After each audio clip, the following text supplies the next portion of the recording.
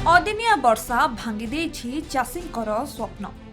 एपरी घड़ीसंधि मुहूर्त राज्य सरकार चट्टाण भली चाषी मानक सहित ठिया होई रहिथिबा बेले मुख्यमंत्री उपमुख्यमंत्री तथा अन्य मंत्री माने गाँ गाँ बुली चाषी दुख दुर्दशा पचारि बुझिबा सहित क्षय क्षतिर आकलन करिसेंती।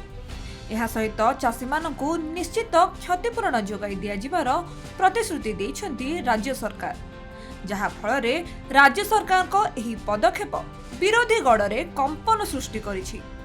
दीर्घ 25 वर्षर शासन काल जी दिनटीए बाहरी कहार दुख दुर्दशा शुणी नथिले एबे मोहन सरकार को तत्परता और लोकंक निकटरे पहुंचीबा देखि विरोधी दलर मुख्य नवीन पट्टनायक ओडिशा परिभ्रमण रे बाहरी चाषी मानक कथा बुझुथिबार देखिबाको मिलिछि।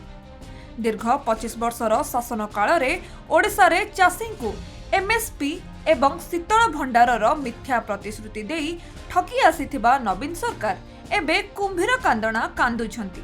चाषी नित्यांत आवश्यक शीतलीकरण भंडारर रक्षणाबेक्षण तथा नूतन शीतल भंडारर स्थापन पई कौनसी उत्साह देखाई नथिले पूर्व सरकार।